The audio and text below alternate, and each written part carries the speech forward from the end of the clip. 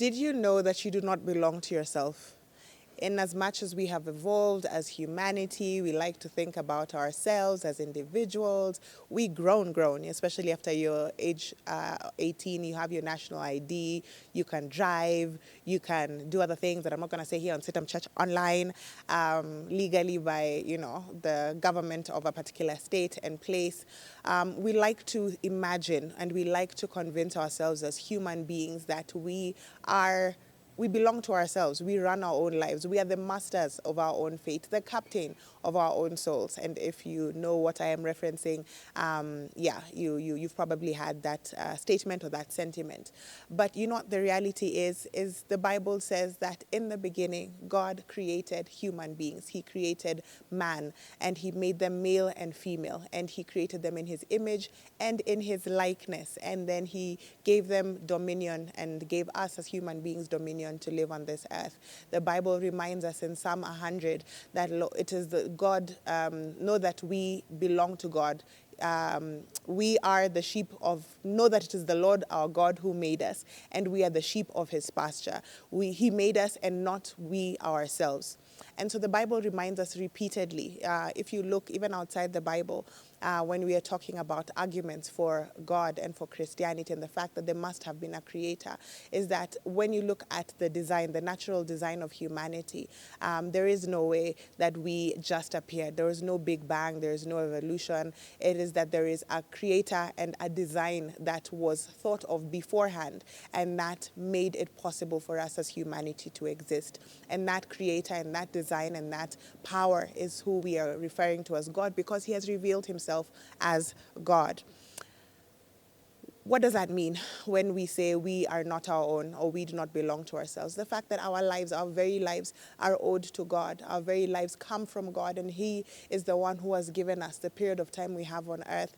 And sometimes it is in the hyping and psyching of ourselves that we think, you know what, I'm not happy here. I mean, anyway, I can just take myself out. And I'm not trying to in any way minimalize, the weight and the struggle that comes around mental health and even the thoughts around suicide.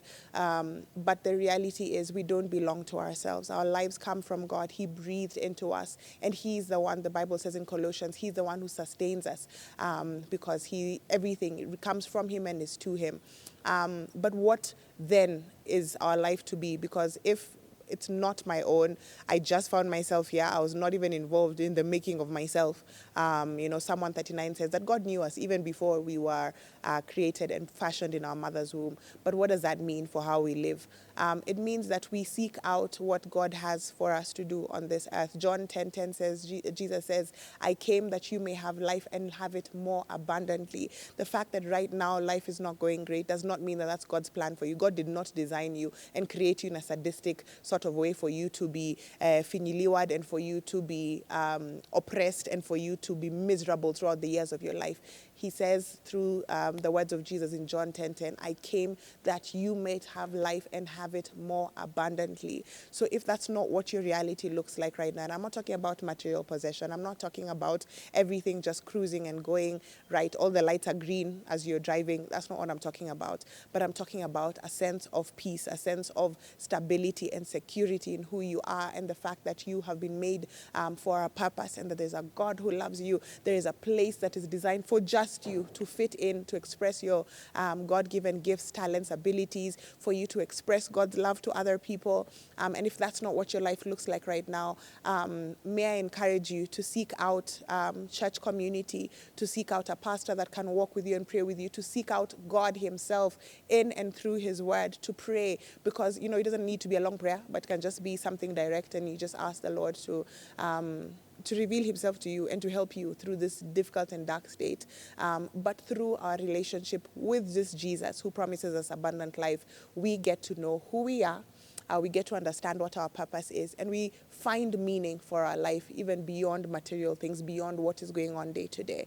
And so because we're not our own, even concerning our day to day, concerning how we live, how long we live, what we do with our lives, we must consult the one whose we are, the one who made us, the one who has given us life, and the one who desires to walk with us in a manner that is going to give us the most joy and bring him the most and highest glory.